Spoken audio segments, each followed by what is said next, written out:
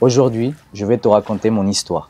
Ne pas parce qu'elle est unique, mais parce qu'elle montre qu'il n'y a pas d'excuses. Comment j'ai découvert l'importance du bien-être, comment j'ai su saisir les opportunités d'une nouvelle vie, comment j'ai construit mon propre mode de vie. Et pourquoi toi aussi, tu peux le faire. Si tu écoutes cette vidéo jusqu'à la fin, tu comprendras une chose essentielle. Personne ne naît discipliné. Personne ne naît avec une vie parfaite. Tout se construit, tout se travaille. Et si aujourd'hui tu cherches comment changer ta vie, sache que tout commence par une seule décision, te choisir. Je suis né à Cali, en Colombie, une ville où tout est vivant. Ici on danse, on chante, on joue, l'énergie est partout. Et moi, j'étais un gamin comme ma ville, toujours en mouvement. Dès que j'ai su marcher, j'ai su courir. Dès que j'ai pu toucher un ballon, j'ai voulu marquer. Je courais, je jouais au foot. Je dansais la salsa avec les grandes filles de mon voisinage. Je défiais les adultes aux échecs. J'étais très curieux. J'aimais observer, comprendre ce qui fait la différence entre un bon joueur et un excellent joueur. Très vite, j'ai compris quelque chose d'essentiel. Si tu veux exceller, tu dois être discipliné. Si tu veux être respecté, tu dois être constant. Le foot n'est pas juste un jeu pour moi. C'était ma première école de vie. Je regardais les plus grands et je me demandais pourquoi lui, il réussit à marquer et pas moi. Pourquoi il est plus rapide, plus précis. Alors, j'analysais. J'observais, j'essayais encore et encore. Et sans le savoir, j'étais déjà en train de construire la discipline qui allait guider toute ma vie.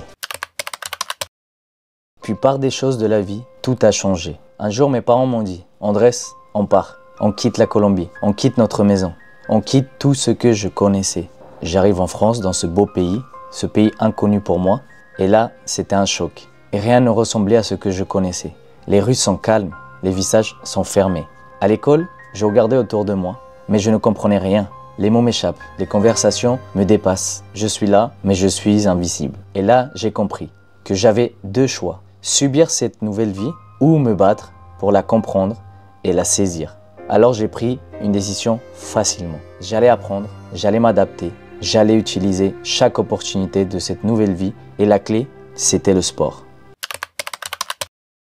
Et oui, le sport m'a sauvé. Je ne pouvais peut-être pas parler, le talent et l'effort parlaient pour moi. Grâce au football, j'ai commencé à être reconnu. J'ai créé du lien. Mais je savais une chose, le sport seul ne suffira pas. Alors j'ai aussi misé sur les études. J'ai appris le français rapidement. C'était une question de nécessité, de besoin. Je me suis fixé des objectifs clairs. Je voulais être bon partout, pas juste bon sur le terrain. J'ai compris très vite que le sport et l'école ne devaient pas être une opposition, mais complémentaires. Si je voulais vraiment réussir ma vie, je devais me battre sur tous les fronts. J'ai décidé de donner autant sur le terrain que dans ma vie quotidienne et ma salle de classe. Et petit à petit, ça a payé. J'ai eu la chance parmi pas mal de jeunes de mon âge d'intégrer un sport-études du Paris Saint-Germain. J'ai compris que l'intelligence et le travail ouvrent toutes les portes. Parce qu'il ne suffit pas d'avoir du talent, il faut savoir l'exploiter. Il faut savoir le transformer en opportunité. Parce que oui, je ne crois pas à la chance. Je crois aux opportunités qu'on peut se générer ou transformer. C'est ce que j'ai appris avec le temps. C'est que réussir dans le sport ou dans la vie, c'est la même chose. C'est la discipline, c'est de la régularité et surtout, c'est du travail.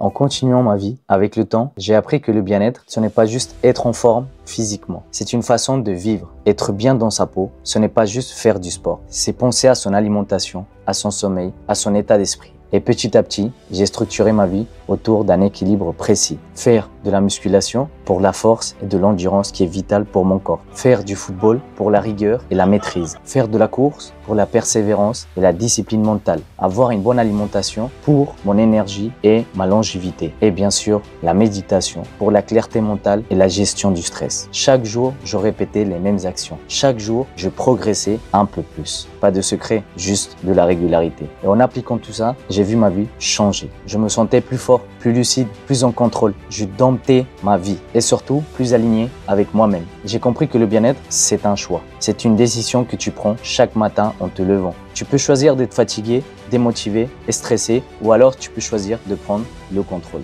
Et moi, j'ai choisi de jamais subir ma vie. Et toi, que choisis-tu ?